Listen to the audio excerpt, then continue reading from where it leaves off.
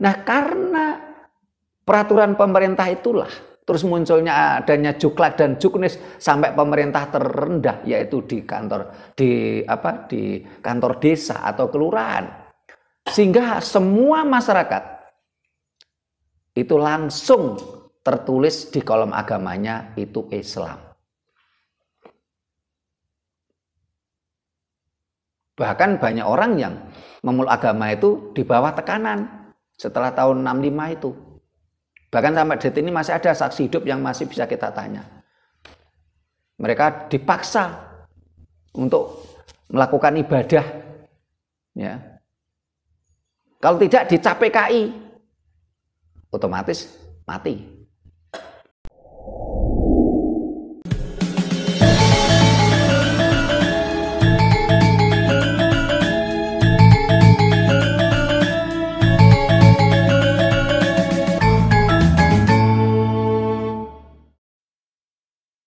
Rahayu.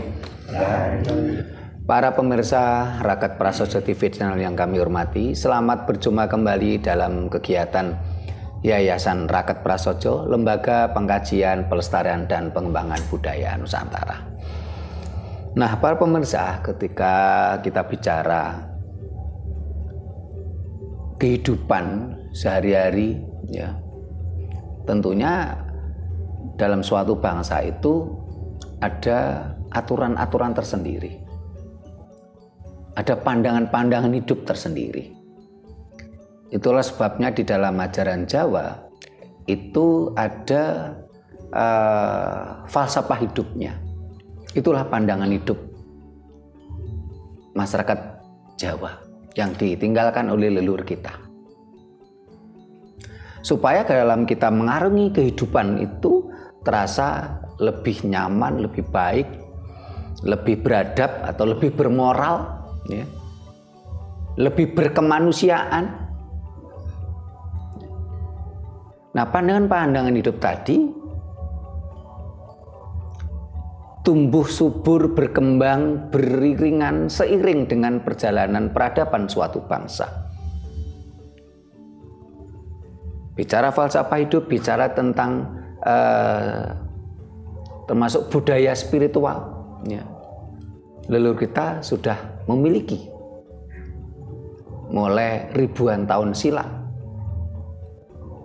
Karena memang perkembangan falsafah hidup, ya, pandangan hidup, ya, dan spiritual culture merupakan sesuatu yang tidak bisa dipisahkan dalam perkembangan peradaban suatu bangsa. Nah, pandangan hidup tadi atau way of life tadi, saat ini banyak orang mengenalnya dengan istilah agama.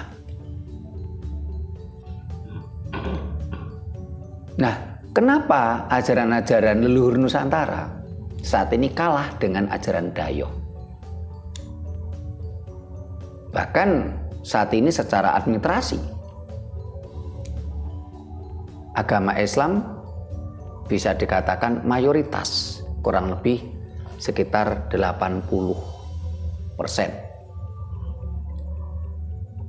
Belum lagi dengan ajaran-ajaran lain yang juga semuanya Dayo.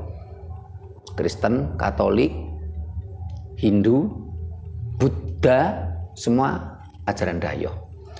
Sementara ajaran asli peninggalan leluhur kita ini saat ini seperti bersembunyi. Apakah mereka sudah tidak ada? Masih ada, tapi mereka bersembunyi. Dan nampaknya itu sudah diprediksi oleh para leluhur kita dahulu, bahwasanya nanti ada kata-kata besok bakal tumeka titiwan sini dayoh ngatur sing di omah. Kata-kata ini saya dengarkan mulai saya masih kecil. Bakal tumeka titiwan sini dayoh ngatur sing di omah, dan saat inilah dayoh ngatur sing di omah dengan aturan-aturan mereka yang datang dari luar. Seolah-olah di rumah kita ini, di tanah air kita ini, di tumpah darah kita ini tidak mengenal aturan. Seolah-olah, sehingga perlu diimpor aturan dari luar, dari dayoh. Nah, sekarang akan kita bahas kenapa Ajaran Leluhur Nusantara kalah dengan ajaran Dayo. Nanti para pemirsa silahkan kondotakon di kolom komentar. Di Sanggar Budaya Rakyat Prasojo juga akan kita adakan bahasan kajian bersama. Tapi sebelum itu akan kita buka dengan tembang Dandang Gulo.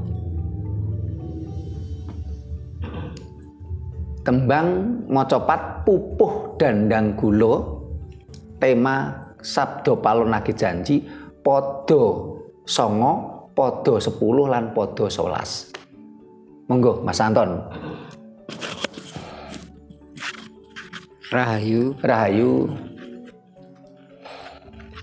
Wasana sanget horeging bumi, ana lindu ping 7 sedina,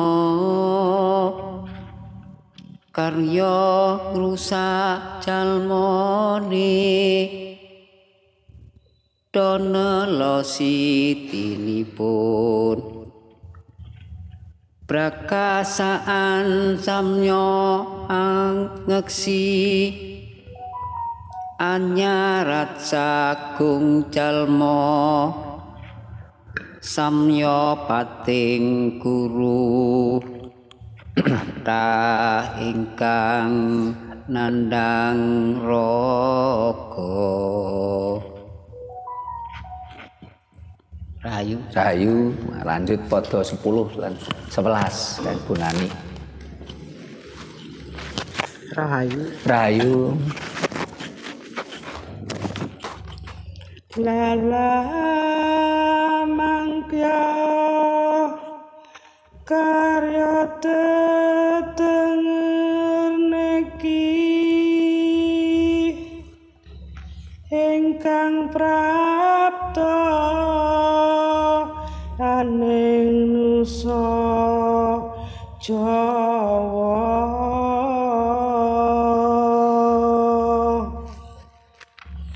Mawujud tengah rakyate, kinanti anak putu, wujud kekasaan yang demi sun seberkawruh kang nyata kemukang satu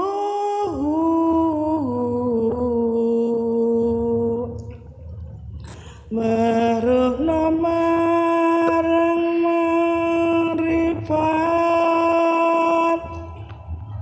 kama putih nenggih Islam kang sejati, agemanya sang sukma,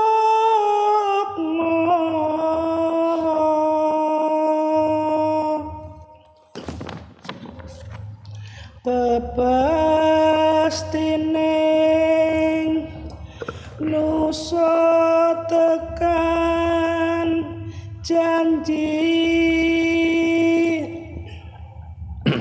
yen wis jangkep 500 warsa,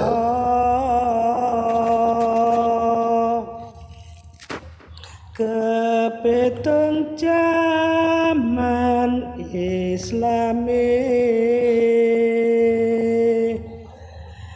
nusa bali mrang ingsun,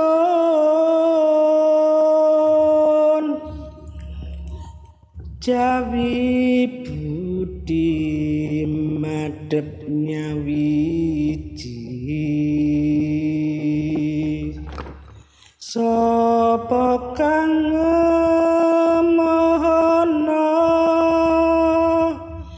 yakti nampi bendu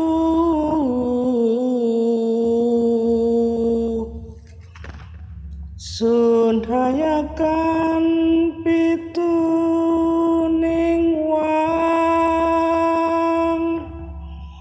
Tatya tandha praptaning tundon dedemit gekilam yang lara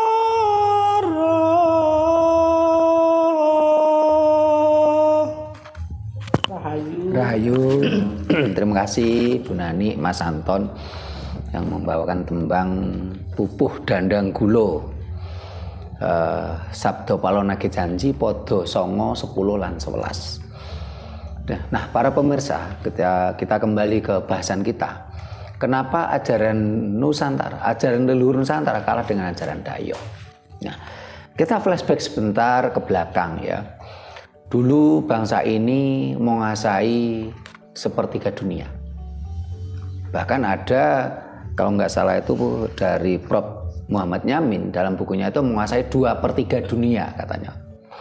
Karena sampai ke daerah Madagaskar, daerah New Caledonia, itu wilayah kita gitu loh.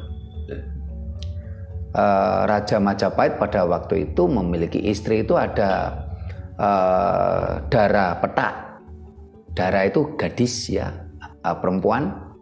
Petak itu buli. Jadi Raja Majapahit punya istri buli. Terus ada Dara Cemengan. Dari cemeng itu hitam. Dari negro. Kulit hitam. Ada Dara Langking. Ya, berkulit kuning dan Dara Langking kuning. Terus ada Dara Jingga. Diperkirakan Dara Langking ini dari Cina. Kalau Dara Jingga itu dari Timur Tengah. Jingga itu kemerah-merahan. Ya. Dara Langking itu yang lebih terkenal itu dengan cerita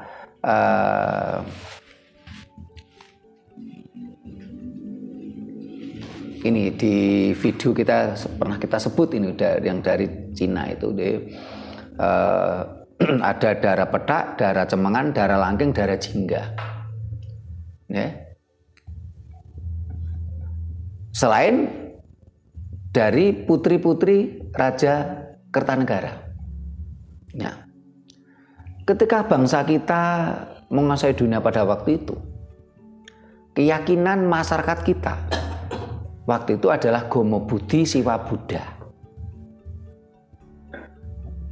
Gomo itu aturan. Sehingga kalau dari bahasa Jawa kuno, gama itu aturan, a itu tidak. Jadi kalau agama tidak beraturan atau tidak beradab. Sehingga jangan heran kalau saat ini orang-orang yang katanya beragama malah tidak beraturan, tidak bermoral. Karena memang A tidak, gama itu aturan. Nah pada masa Majapahit itu adalah gama Budi Siwa Buddha. Gama itu aturan. Siwa bahasa Jawa kuno artinya adalah angkasa. Buddha dalam bahasa Jawa kuno artinya bumi. Buddha tulisannya biasa BUDA. Sehingga mohon maaf ada pemirsa yang maksudnya itu ingin membenarkan, itu tulisannya dibenarkan, tolong tulisannya itu BUDDHA. Nah, karena yang dimaksud adalah Buddha Siddhartha Gautama yang berbahasa Pali. Sementara kalau Siwa Buddha itu bukan bahasa Pali, itu asli keyakinan leluhur Nusantara. Buddha artinya adalah Ibu Pertiwi. Sampai detik ini keyakinan leluhur Nusantara itu masih dipakai oleh anak turunnya, oleh kita semua. Sehingga setiap entah itu orang Jawa atau orang Batak, orang manapun, itu setiap kali berdoa selalu tidak akan terlepas kata-kata Ibu Pertiwi Bopo Angkoso. Ibu Bumi Bopo Angkoso.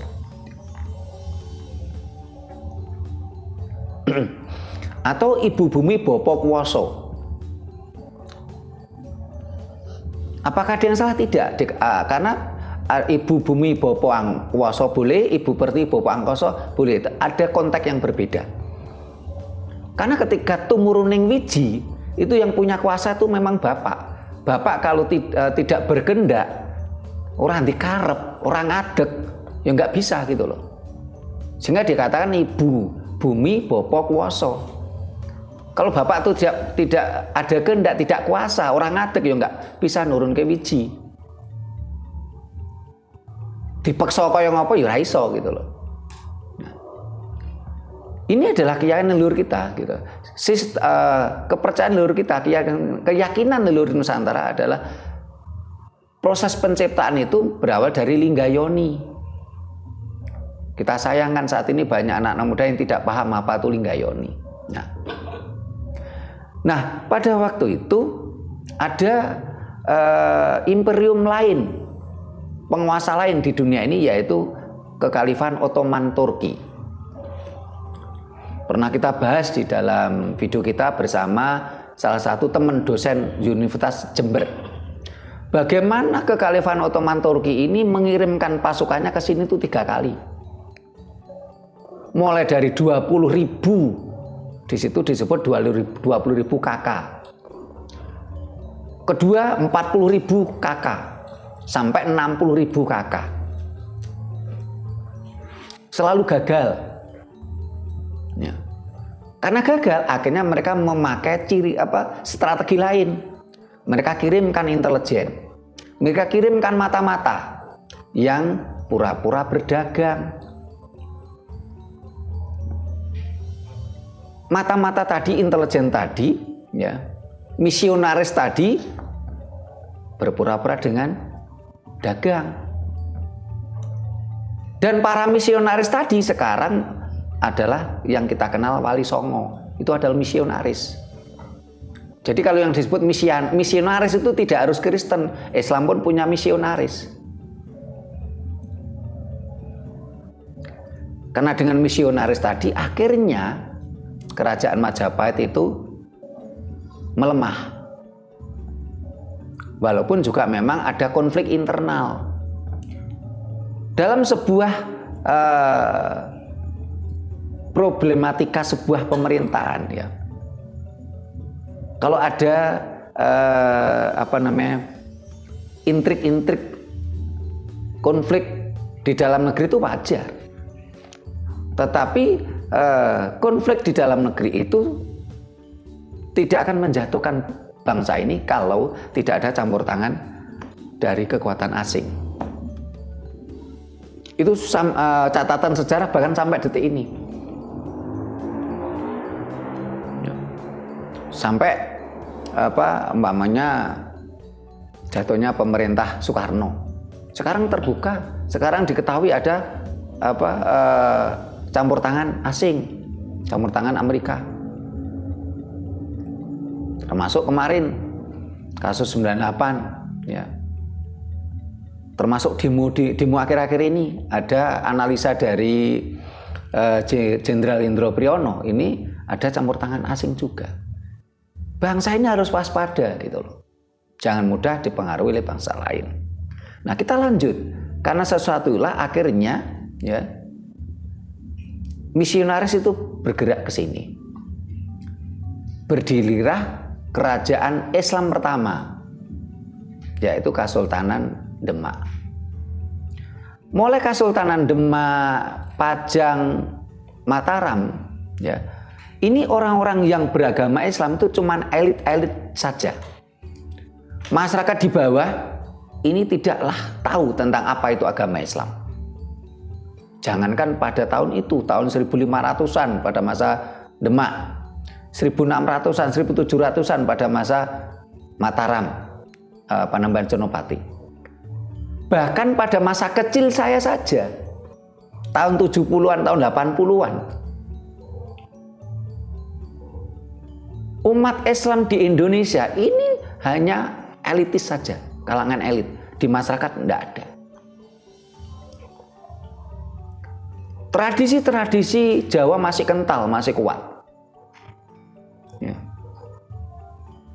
Dan itu juga dibuktikan dengan kemarin dari channelnya Lia Lestari. Dan juga ada penelitian hasil sensus penduduk yang dilakukan oleh pemerintah Hindia Belanda tahun 1940. Hasil sensus tadi, umat Islam di Indonesia itu cuma 20%.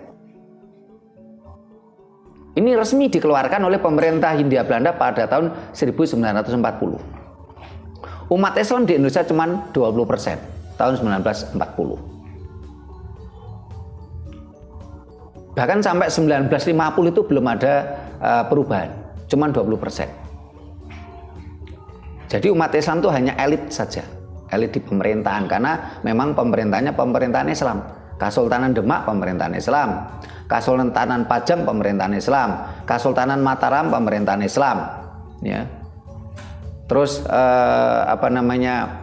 Kesultanan Jogja pemerintahan Islam, ya. Kasunanan pemerintahan Islam.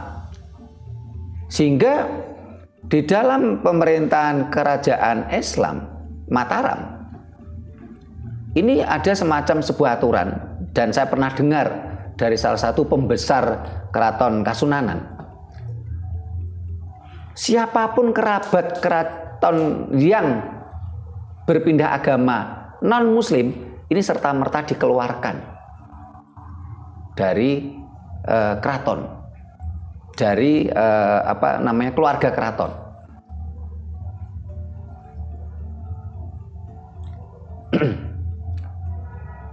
Nah, setelah itu sehingga ada momen ketika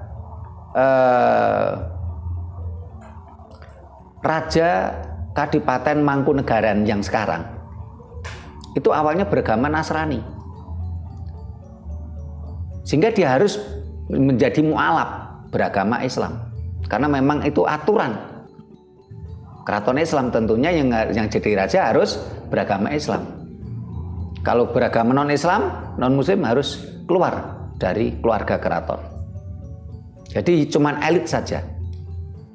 Barangkali nanti bisa dikuatkan oleh Pak Giono Bunani yang usianya lebih tua dari saya. Seingat saya tahun 70-an 80-an ini beragama orang-orang umat Islam di desa kami itu sangat minim.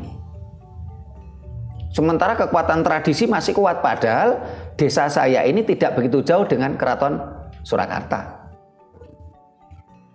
Ya. Apalagi kalau di daerah-daerah lain gitu. Ya. Terus setelah itu tahun 1870 kalau enggak 1890, pemerintah Hindia Belanda mengeluarkan PP, peraturan pemerintah Hindia Belanda nomor 158, yang berbunyi bagaimana? Agama warga negara Hindia Belanda harus agama internasional.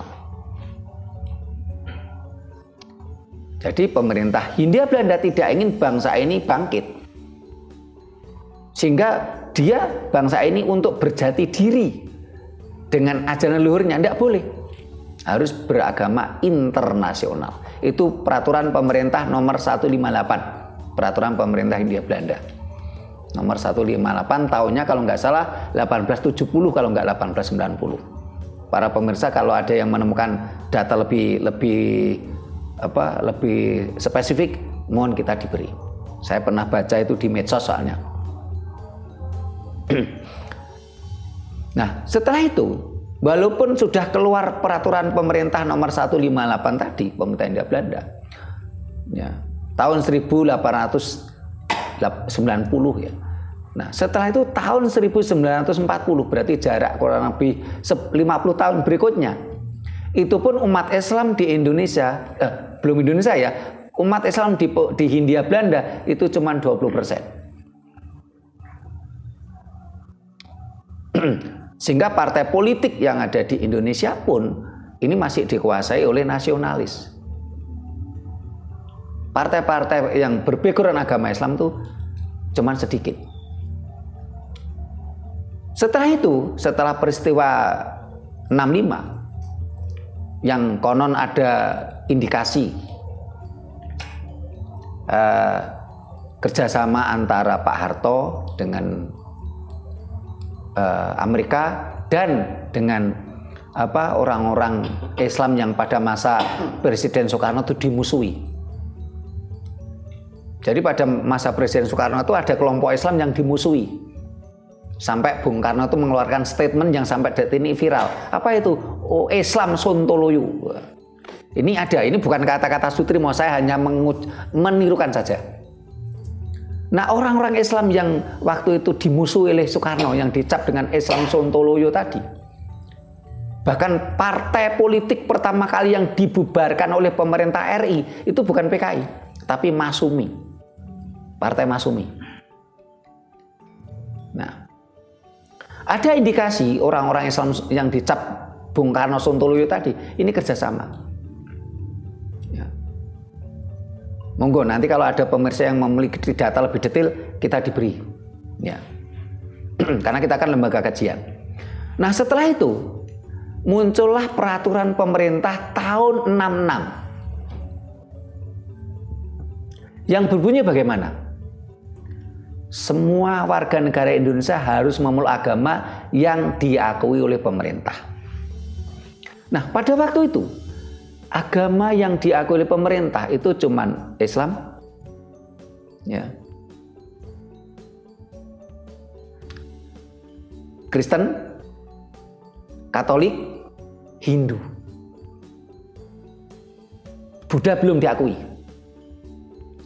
Sehingga waktu itu Buddha belum dianggap agama.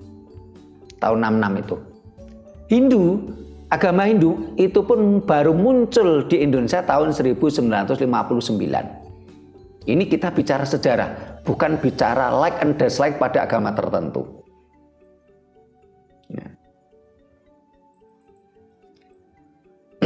Bukan berarti kita benci pada agama tertentu, tidak. Ini kita bicara sejarah. Sejarahnya kenapa ajaran Luhur Nusantara itu kalah dengan ajaran Dayok? Nah, karena peraturan pemerintah itulah terus munculnya adanya Juklak dan Juknis sampai pemerintah terendah, yaitu di kantor desa atau kelurahan, sehingga semua masyarakat itu langsung tertulis di kolom agamanya itu Islam. Bahkan banyak orang yang memeluk agama itu di bawah tekanan setelah tahun 65 itu. Bahkan sampai detik ini masih ada saksi hidup yang masih bisa kita tanya. Mereka dipaksa untuk melakukan ibadah. Ya. Kalau tidak dicap PKI, otomatis mati. Dirinya mati, anak turunnya pun dicap PKI itu mati. Sehingga akhirnya mereka terpaksa. Mereka dipaksa memeluk agama oleh pemerintah yang maksa.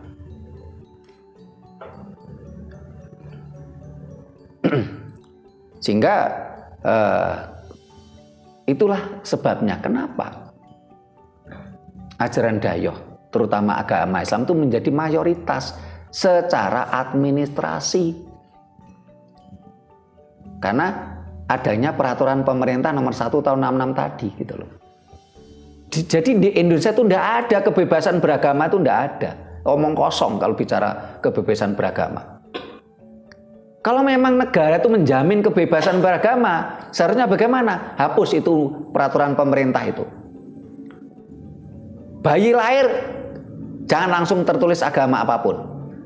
Biarkan sang anak manusia tadi berkembang sampai nalar sehatnya itu benar-benar berfungsi dengan baik. Biarkan mereka melakukan pencarian spiritual, baru mereka menentukan agama apa yang dia anut. Itu namanya bebas. Kok sekarang kan nggak ada kebebasan beragama, itu nggak ada. Bahkan mulai lahir cenger, ya, di rumah sakit, di tempat bidan itu sudah dipaksa dengan agama tertentu. Nggak ada di Indonesia itu kebebasan beragama. Apalagi setelah itu pemerintah kita yang seharusnya berdasarkan Pancasila, yang seharusnya itu sekuler, prakteknya menjadi negara agama. Semuanya kehidupan agama masuk dalam berbagai lini kehidupan. Menjadikan akal sehat kita, nalar sehat kita menjadi mati. Kita didogma mulai kecil. Ya. Seolah-olah standar moral itu hanya pada agama tertentu saja. Seolah-olah manusia tidak memiliki standar moral. Padahal standar moral itu merupakan default dari insting si manusia itu sendiri. Itu standar moral. Kita dijepit sakit, jangan nyubit, itu standar moral. Nggak usah bicara agama. Milik orang lain kita ambil. Kalau milik kita diambil orang untuk kita sakit hati, ya jangan ambil milik orang lain. Itu moral, nggak perlu bicara agama. Tapi saat ini kan ada penggiringan mindset seolah-olah moral itu hanya milik salah satu agama. Dan anehnya malah mereka berstandar ganda gitu loh. Dengan munculnya undang-undang itulah kenapa ajaran Luhur Nusantara itu kalah dengan ajaran Dayo. Tapi kalau kita mau jujur, hanya kalah di administrasi, bukan kalah di fakta. Apa buktinya? Ketika pemilu, ya. Ketika pemilu, ini suara dari parpol berbackground agamis, terutama agama Islam. Ini pemilu terakhir kemarin lah, cuman 26%. Yang mayoritas tetap nasionalis. Mereka adalah silent majority. Kalau nanti sudah tiba waktunya, mereka akan berubah dengan sendirinya. Mereka saat ini diam. Mereka silent majority. Mereka sesingitan yang pepadangan. Mereka bersembunyi di tempat terang. Apakah kalau nanti agama tidak lagi dominan di negara kita, bangsa ini akan carut-marut? Tidak. Fakta membuktikan negara yang paling aman, paling damai, paling bahagia malah negara yang sekuler, yang mengedepankan kemanusiaan, bukan mengedepankan keagamaan. Bertambah lagi dengan kebijakan pemerintah. Contoh kemarin terbongkar di Pemprov Jawa Barat oleh Gubernur KDM, Kang Deddy Mulyadi, menghentikan dana hibah ke berbagai pondok pesantren 500 miliar. Bukan 500 juta loh, 500 miliar. Ini baru Pemprov Jabar, belum Pemprov DKI. Besar lagi, lebih besar daripada Jakarta Barat. Lebih besar daripada Jawa Barat, Jawa Timur, dan lain-lain. Sehingga dengan uang negara mereka menjadikan bangsa ini untuk semakin mabuk agama. Tidak ada kebebasan beragama. Secara logika itu tadi, kalau memang pemerintah menjamin kebebasan beragama, mulai detik ini hapus peraturan pemerintah yang berbunyi semua warga negara Indonesia harus memeluk agama yang diakui oleh pemerintah. Hapus peraturan pemerintah. Setelah itu kita semua mulai anak-anak kecil, ya, termasuk kita yang tua, karena kemarin kan kita beragama itu kan karena administrasi. Dengan dihapuskannya peraturan pemerintah tadi, kita semua kosong. Di dalam di kolom agama itu kosong. Biarkan mereka memilih sendiri agama yang dia yakini. Kira-kira berani nggak dengan adanya revolusi seperti itu? Baru itu namanya kebebasan beragama. Dan belum tentu nanti ajaran Luhur Nusantara itu kalah. Dan pemerintah tidak perlu, ya negara tidak perlu memfasilitasi. Lah ini di Jawa Barat aja 500 miliar loh per tahun. Bukan 500 juta, 500 miliar. Belum di DKI Jakarta, belum Jawa Timur, belum provinsi lain. Sehingga uang negara kita digunakan untuk membesarkan ajaran Dayo itu ratusan triliun, ribuan triliun. Belum lagi kebijakan lain. Contoh, karena amanat undang-undang di setiap kecamatan di seluruh wilayah NKRI harus berdiri adanya KUA, kantor urusan agama. Kalau benar-benar kantor urusan agama dan di situ ada seksi agama Islam, seksi agama Kristen, seksi agama Katolik, seksi agama Hindu, seksi agama Buddha, silakan saja. Tapi kan faktanya enggak. KUA hanya ngurusi satu agama Islam saja. Karena amanat undang-undang itulah yang rancu di Bali, di NTT, dan di provinsi-provinsi lain yang mayoritas non-Muslim. Karena amanat undang-undang tadi akhirnya di NTT, di Bali, dan provinsi lain yang mayoritas non-Muslim ini harus ada KUA. Sementara di situ yang diurusi tidak ada. Akhirnya apa? Ya, akhirnya mereka karena pegawai KUA kan orang-orang Islam. Ya akhirnya kan mereka pindah ke situ. Orang luar didatangkan ke situ gitu loh. Ini fakta yang kita sampaikan. Ya. Kalau seandainya tadi KUA, kantor urusan agama, di KUA itu ada seksi agama Islam, seksi agama Kristen, seksi agama Katolik, seksi agama Hindu, seksi agama Buddha, seksi agama Konghucu, silakan. Nah ini KUA cuma ngurusi satu agama saja, agama Islam. Terus provinsi yang mayoritas non-Muslim kayak di Bali, NTT juga ada KUA yang diurusi umat Islam. Di situ nggak ada umat Islamnya. Akhirnya kan mendatangkan dari luar, minimal untuk menjadi pegawai di situ. Dia membawa keluarga. Terus akhirnya kan ini kan pemaksaan agama secara tidak langsung. Itulah sebabnya kenapa ajaran Luhur Nusantara itu kalah dengan ajaran Dayo. Terutama di tingkat administrasi.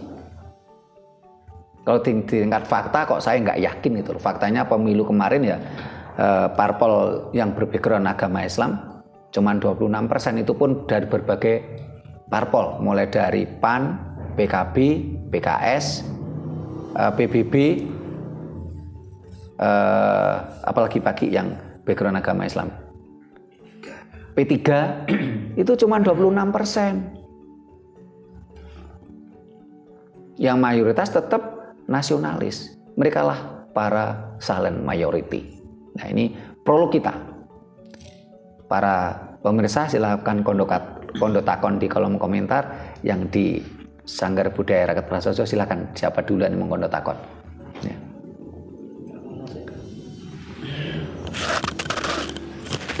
Rahayu. Kenapa budaya? Kenapa ajaran Luhur Nusantara kalah dengan ajaran Dayo? Ya, karena ya sudah jelas itu tadi sebagai narasumber tadi Pak Limo bicara masalah itu otomatis pemerintah. Yeah. Masalah kan difasilitasi. Yeah. Satu itu, kedua dia mencari kehidupan di situ. Yeah. Gitu, mencari kehidupan di situ, terutama agama tertentu yang disahkan oleh pemerintah. Ya di situ, apalagi dana hibah sampai sekian itu sudah saya tidak bisa bayangkan. Apapun yang itu pasti itu pasti senang di situ. Gemuk. Ya semuanya dapat makan di situ. Ngapain kita soro-soro? Cuma kita di situ duduk sama riwa-riwi sudah. Terus kita propagandakan bahwa surga neraka itu ya jaminan. Ya sekarang ini kan yang dikejar itu kan kita besok meninggal itu loh. Terus gimana kan gitu. Dia takut. Kalau orang Jawa kan enggak takut meninggal gitu. Kalau beliaunya kan takut. Takut nggak didoakan sama anaknya, takut nggak perilaku. Padahal perilaku itu kan sudah jelas beliaunya itu salah. Makanya kan nanti itu banyak bahasa kita itu bahasa kecelek. Jadi kalau orang Jawa kan dia pasti yang temu nalar. Ya, bahwa kita besok ke sini udah pasti leluhur itu pasti. Kalau beliaunya kan diiming-imingi. Yeah. Diiming-imingi, jadi ya bangsa kita itu mabuk. Yeah. Terus yang sales itu sudah punya penghasilan, dia juga diiming-imingi dari masa kita, seperti budaya bangsa kita diiming-imingi itu. Jadi ya gimana lagi, jadi itu kembali lagi ya pemerintah. Yeah. Coba itu nggak usah diurusi lah agama itu. Yeah. Biar berjalan sendiri aja. Yeah. Jadi tidak, kita pemerintah ngurusi lain masih banyak. Yeah. Itu saya rasa nanti bagaimana kan kembali, nanti kan ibaratnya kembali ke kandangnya. Yeah. Ya, makasih. Terima kasih Pak Giono. Bu Nani, saya sampaikan.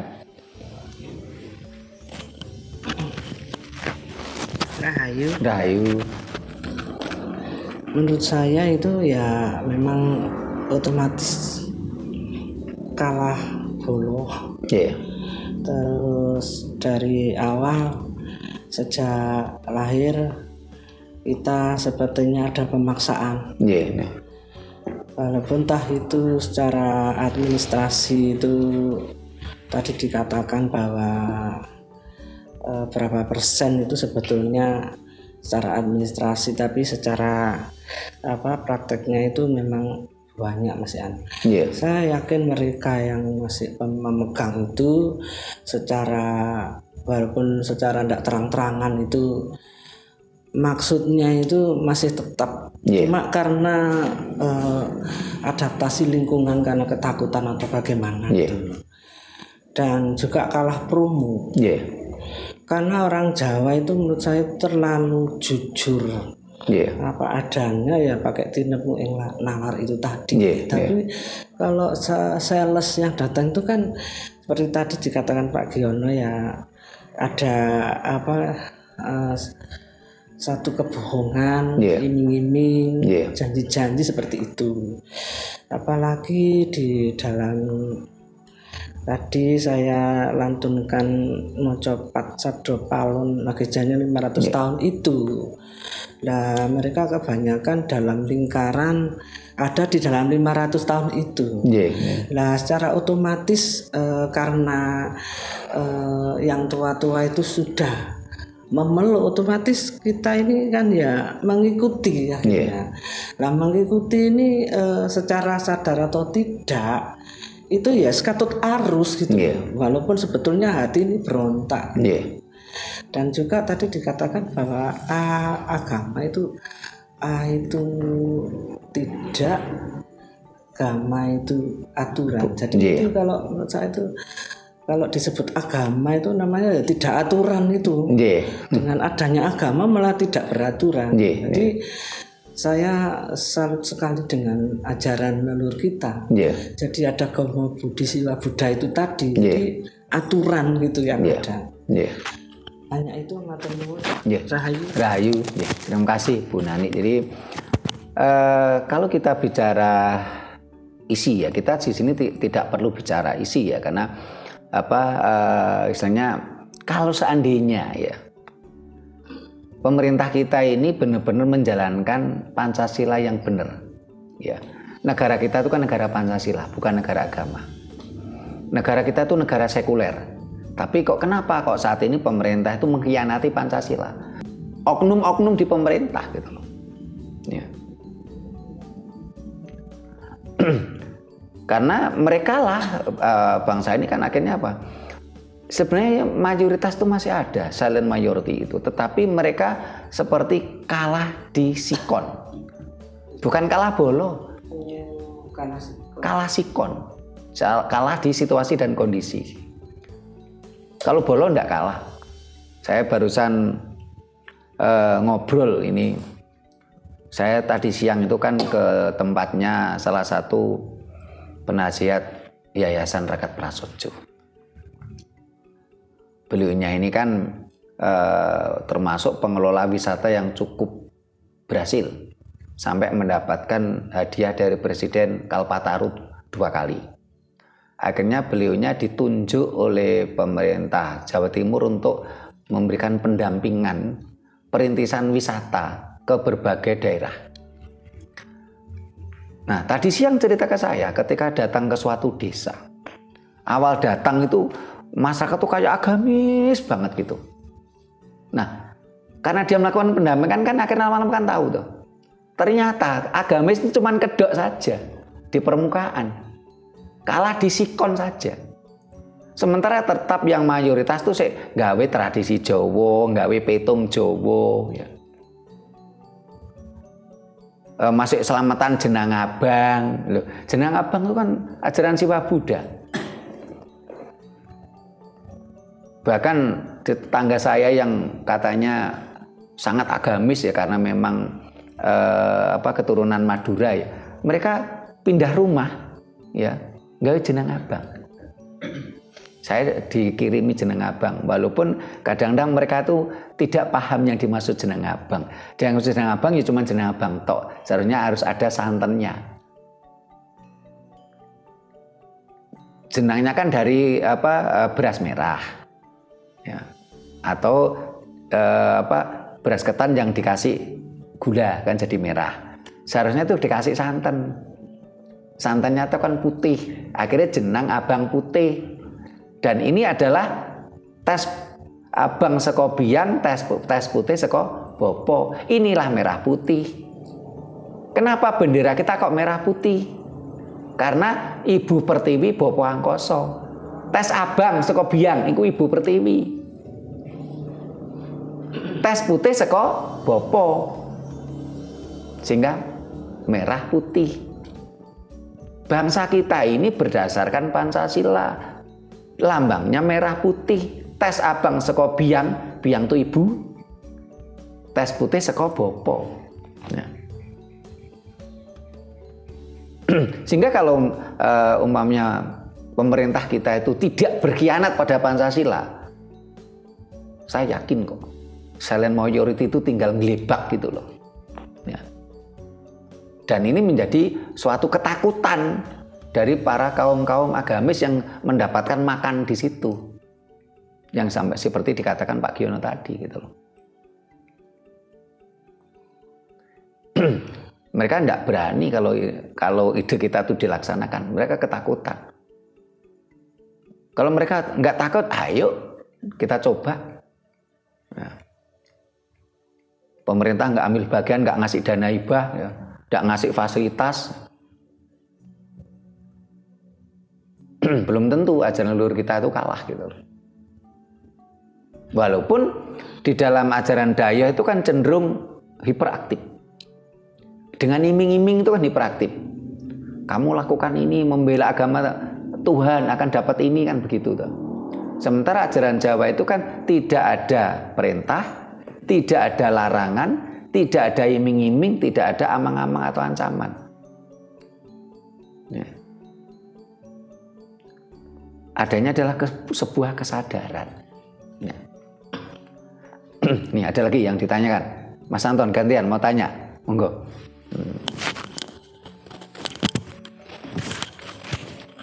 Rahayu. Apakah benar agama adalah musuh Pancasila yang paling? Oh iya, kemarin itu ketua. Mohon penjelasannya. Ketua ini lembaga Pancasila PIPP. Padahal beliaunya itu kan mantan orang yang sekolah di sekolah agama di pondok pesantren. Itu mengatakan musuh Pancasila itu agama. Iya. Karena agama mengamanatkan supaya orang itu harus seiman. Harus seragam. Sementara Pancasila itu tidak mengamanatkan orang untuk beragama, tapi harus bertuhan. Ya. Dengan Pancasila itu harus beragam, dengan agama harus seragam. Ya. Dan seharusnya memang pemerintah yang harus merintis, mendahului, mengamalkan Pancasila yang benar. Karena selama ini yang berkhianat pada Pancasila ya pemerintah itu sendiri. Ya. Pemerintah tidak menjalankan amanat Pancasila dengan baik dan benar. Ya. Ada lagi disampaikan Pak Giono, Bu Nani. Ya. Jadi rentetan sejarah yang kita sampaikan tadi, mohon maaf, kita tidak dalam artian benci ke agama Islam, tidak. Kita tidak dalam artian benci ke agama tertentu, kita menceritakan sejarah. Kenapa kok ajaran Luhur Nusantara itu kalah dengan ajaran Dayo? Salah satunya adalah pengaruh politik dengan jatuhnya kerajaan Majapahit. Tetapi itu pun orang yang beragama Islam masih elitis, kelompok elit saja. Ketambahan dengan adanya apa? Peraturan pemerintah nomor 158, pemerintah Hindia Belanda, yang mewajibkan seluruh warga negara Hindia Belanda harus beragama internasional. Itu kurang lebih tahun 1890. Jarak 50 tahun berikutnya, tahun 1940, pemerintah Hindia Belanda melakukan sensus penduduk. Umat Islam di Indonesia pun baru cuma 20%. Ya. Ketambahan lagi adanya peraturan pemerintah nomor 1 tahun 66, pemerintah Orde Baru, yang berbunyi apa? Seluruh warga negara Indonesia harus memeluk agama yang diakui oleh pemerintah. Setelah itu ada juklak dan juknisnya sampai pemerintah desa, di semua kolom agama langsung terisi agama Islam. Ada pemaksaan di situ. Bertambah lagi pada era tahun 90-an, ini ada semacam gerakan mindset atau apa. Jadi anak yang baru lahir itu langsung diazani, diislamkan. Tidak ada kebebasan beragama di Indonesia. Semuanya dipaksakan secara masif gitu loh. Ini yang kita ceritakan adalah sejarah, peristiwa. Kita tidak benci pada agama Islam. Ya. Karena tentunya yang melakukan pemaksaan tadi kan manusia-manusianya, oknum-oknum di pemerintahan. Kalau agamanya kan nggak bisa memaksakan, agama itu bukan manusia kok. Yang memaksakan ya tetap manusianya. Nah, saya ingin tanya nih ke Pak Giono sama Bu Nani yang usianya jauh di atas saya, lebih tua daripada saya. Karena pada masa kecil saya yang saya ingat di desa saya, ini orang beragama Islam sangat sedikit. Waktu itu yang beragama Islam di kampung saya itu yang disebut itu Pak Mudin dan keluarganya. Dia punya musola, musolanya dari bambu lagi, tidak mewah. Ya. Sementara tradisi Jawa itu begitu kuatnya. Padahal desa kami itu ke Keraton Solo hanya jarak nggak terlalu jauh. Jalan kaki paling 5 jam nyampe. Kalau pakai dulu kan rata-rata jalan kaki, karena kebetulan saya pernah diajak tirakat bapak saya. Ya. Berangkat dari rumah itu sekitar jam 6 sore. Jalan kaki ke Keraton Solo untuk melakukan ritual mubeng benteng. Topo bisu mubeng benteng. Berangkat dari rumah sekitar jam 6 sampai Keraton Solo itu kurang lebih sekitar jam 10-an. Berarti kan cuma 4 jam. Ya. Setelah itu nanti kita nunggu jam 11 untuk mubeng benteng. Topo bisu mubeng benteng. Itu perkiraan nanti selesai jam 1. Di desa kami yang cuma 4 jam jalan kaki ke Keraton Solo saja, itu tradisi Jawa waktu itu masih kuat sekali. Bahkan pada masa kecil saya ini orang meninggal tidak dipocong.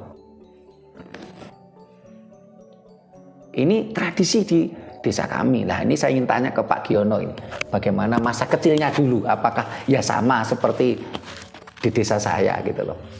Iya. Terima kasih. Kalau saya kan di Arema, di Malang. Ya. Jadi kalau masa kecil saya itu memang ya tidak jauh berbeda, cuma kalau istilahnya aja seperti kita jauh dengan kerajaan kan gitu. Apalagi ke Singosari kan itu. Cuma budaya di masa Pak di masa saya itu selalu menonjol. Dominan dalam arti apa? Kita tahu suro, jenang suro, sapar, mulut kan gitu. Bukan mulut untuk memang itu. Terus hari Lebaran, namanya hari raya. Itu 1 minggu baru kita masak namanya kupat lepet. Jadi itulah budaya kita. Jadi tidak seperti sekarang hari raya ditentukan seolah-olah dominan dengan ibadah.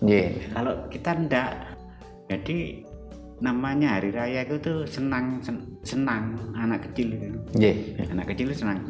Terus habis itu 1 minggu lagi orang tua masak kupat itu terus centelkan di pintu-pintu. Gitu. Baru kita rekreasi bawa kupat lepet itu. Jadi itu ibaratnya lo kok apa sih kok pakai?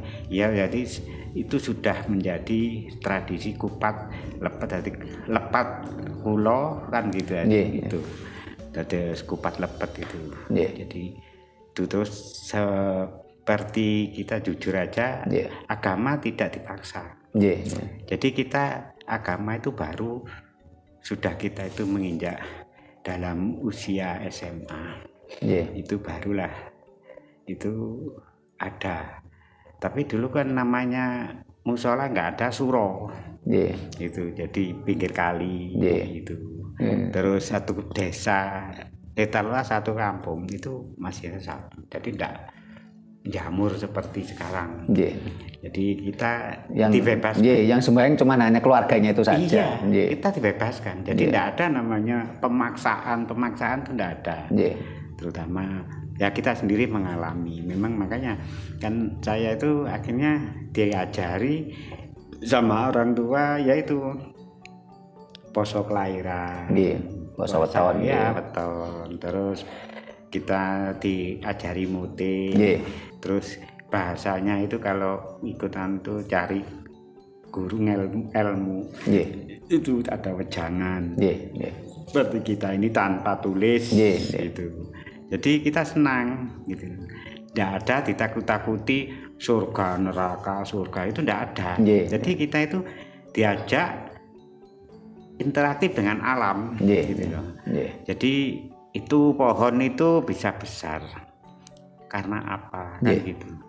Ya itu aja sementara. Terima kasih Pak Diono. Coba Bu Nani yang usianya juga lebih tua dari saya.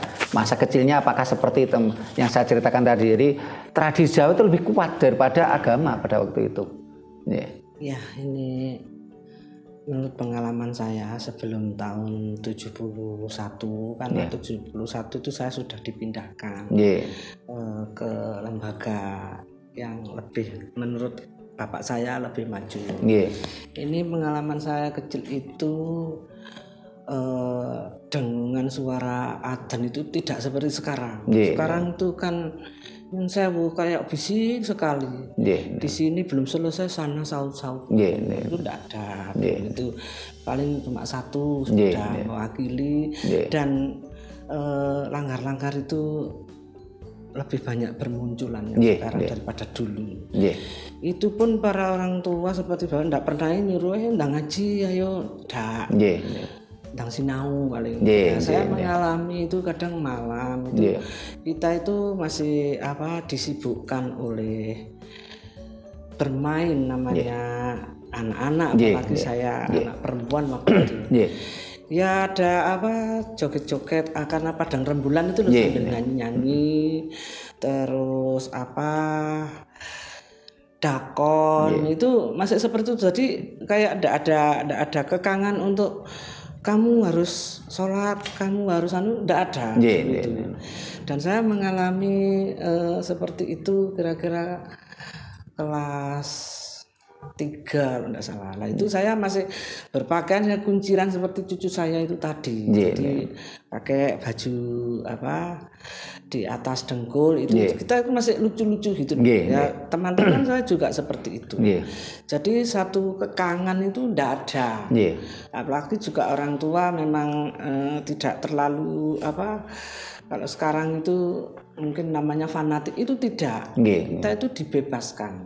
Nah bedanya dengan sekarang itu saya itu Ya seperti saya sendiri, anak saya mengajarkan kadang ayo ndang ngaji memang seperti itu kalau saya sekarang, karena saya sudah mengalami pencerahan, ini cucu saya ini saya biarkan udah. Bahkan mau saya ajari ajaran Jawa nantinya. Jadi masa kecilnya Bu Nani itu tahun 70-an ya, karena lahir tahun 60-an ya. Iya. Ya, pokoknya tahun itu antara 65 sampai 70 itu saya masih mengalami di kampung itu masih orang-orang kumpul membuat nyi putut. Itu saya masih lihat. Terus lihat apa dulu itu namanya tanda. Itu saya masih mengalami itu. Saya nyusup masih nggak punya malu itu. Orang kumpul makan-makan tuh saya delusup lihat orang cantik itu seneng saya itu terjoget-joget. Terus di rumah menirukan itu saya masih mengalami. Dan sekarang ini saya sudah tidak pernah melihat anak kecil itu dikunci dua. Terus jalan roknya mekrok. Terus kalau jengking kelihatan celana itu kok lucu saya kira. Sekarang itu tidak, kecil-kecil itu sudah dibungkus seperti nangka. Jadi masa kanak-kanaknya itu kayak tidak ada. Akhirnya anak itu ya kayak orang tua gitu. Masa mau kemana gitu dikerubuti kayak Yuti mau ngaji aja. Terima kasih Bu Nani. Ayo Pak Giono mau nambah lagi. Kalau Pak Giono tuh masa kecilnya tahun berapa? Saya kan 57 berarti 60-an ya masa kecilnya ya. Ya itu gini, bahasanya masa kecil saya sudah kelas SMP.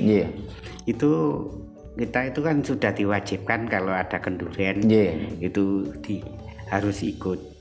Ya, dan lagi dulu itu satu RT itu gantian.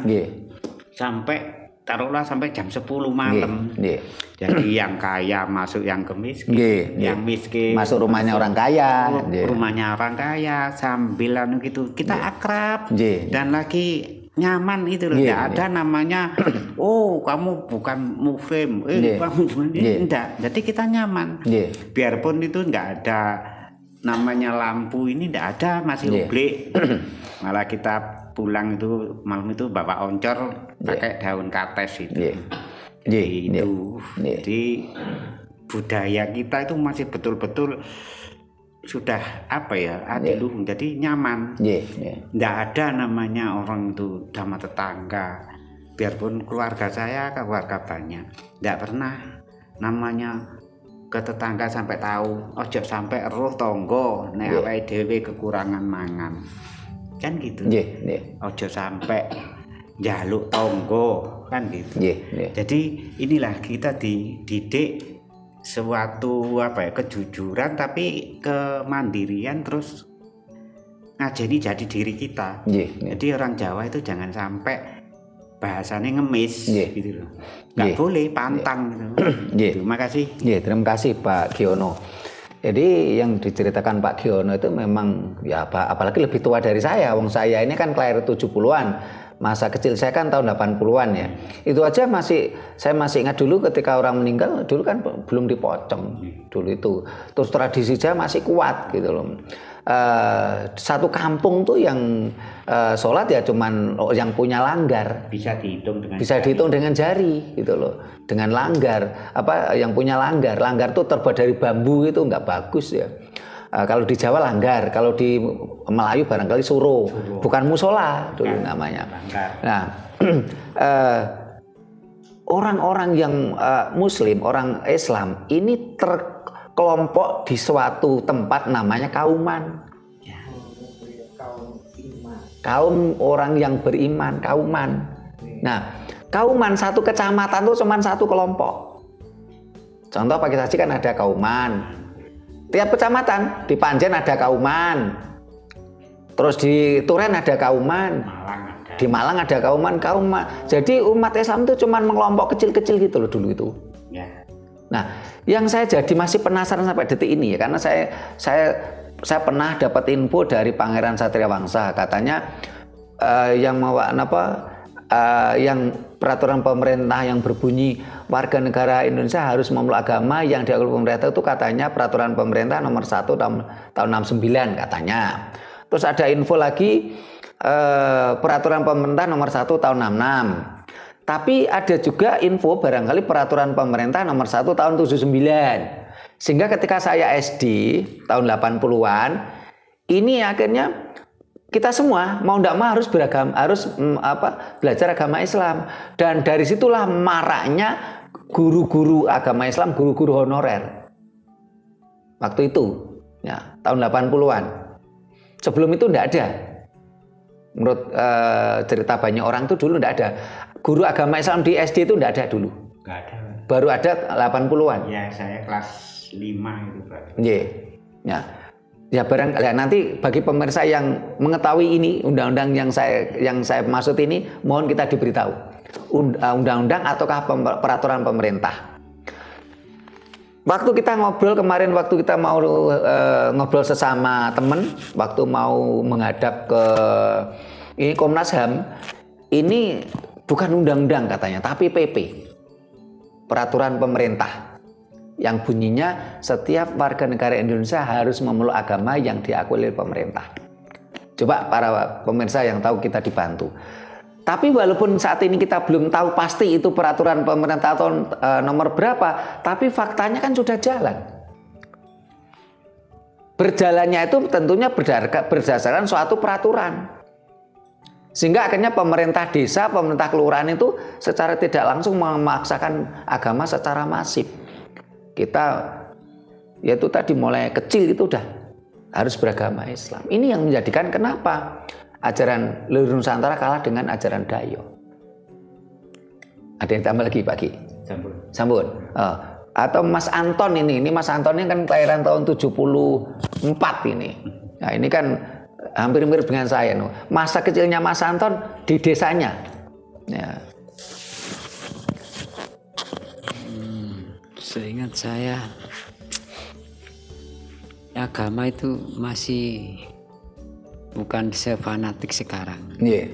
Saya dulu semasa kecil itu nggak pernah ngaji. Yeah. Oh. Nggak pernah ngaji. Yeah. Nggak ada ustadz katanya. Yeah. Ustadznya cuma satu orang. Yeah.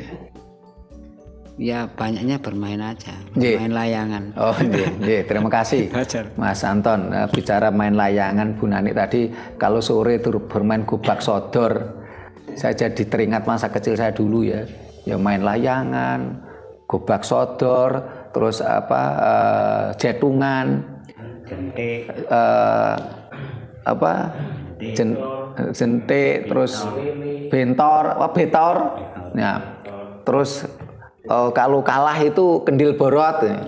Nah, kendil borot itu lemah diunduk-unduk terus dipipisi gitu loh. Kalau kendil borot itu pokoknya yang kalah kudu nguyuh gitu loh. Walaupun perempuan, loh si anak laki-laki nginceng, bocah wedok nguyuh, ya ora ngaceng iki. Loh, ini fakta loh gitu. Saya yakin orang yang kelahiran 70-an tahun 60-an itu masih ingat itu. Iya. Terus dibentuk seperti layang itu. Loh, anak perempuan pipis kencing diinceng loh. Kan itu hukuman no kendil borot. Loh,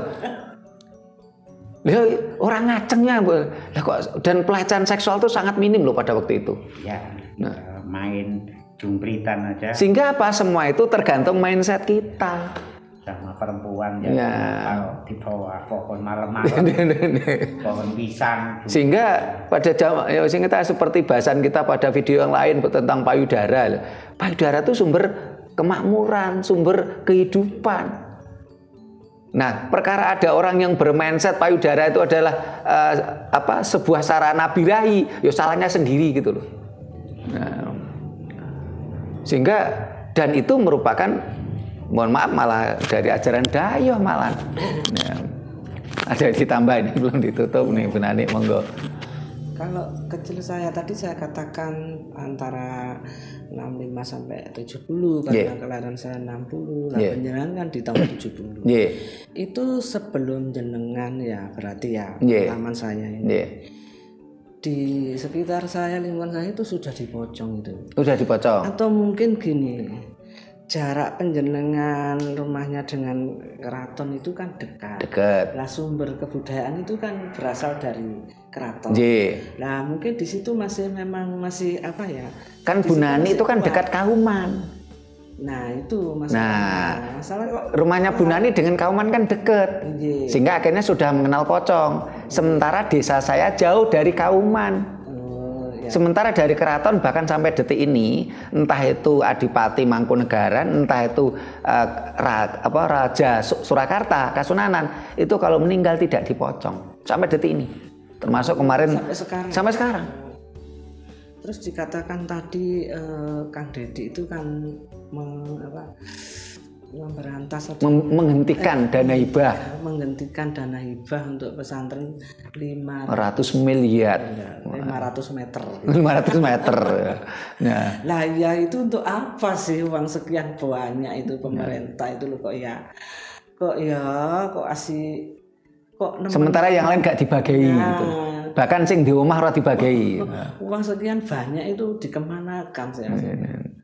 Nah, apakah sebelumnya itu untuk orang Jawa misalnya untuk pendidikan Jawa atau misalnya semacam pesantren Jawa dulu kan memang katanya dulu. Iya, pesantren itu bahasa Jawa. Nah, iya. Itu apakah ada kucuran dana seperti yang sekarang ini? Ada?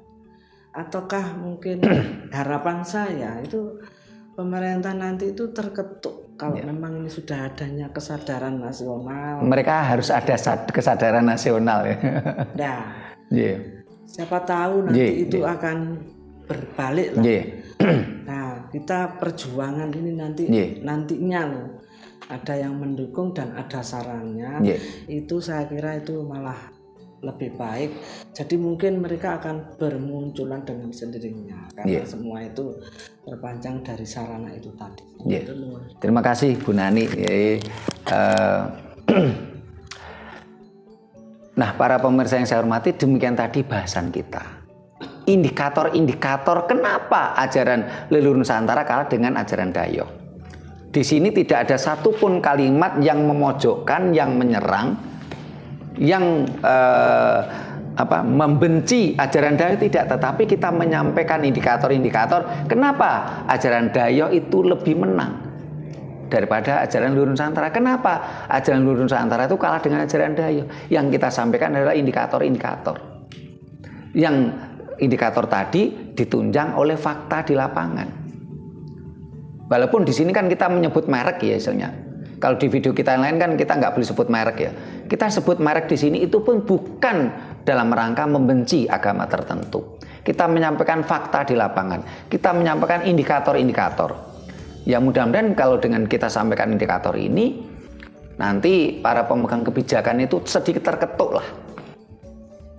Karena sepanjang saya sebagai penggiat budaya Jawa mulai tahun 1995 sampai detik ini, anggaran pemerintah bisa dibilang tidak ada. Apalagi kok sampai meteran gitu loh. Di Jawa Barat tuh yang 500 miliar itu kan dana hibah, belum dana yang lain.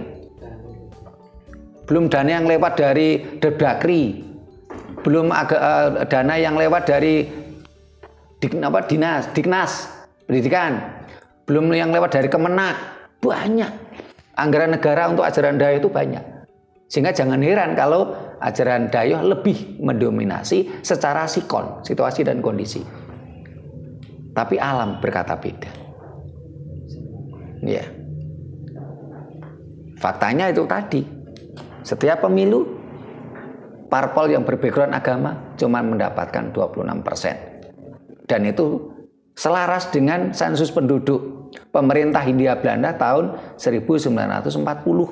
Umat Islam di Indonesia cuma 20%. Fakta di lapangan, waktu itu masa tahun 80 ke bawah lah. Ini orang-orang umat Islam itu cuma di kelompok kecil di Kauman. Karena Bu Nani itu di kota kecamatan, dekat dengan Kauman. Seberang jalan itu kan Kauman.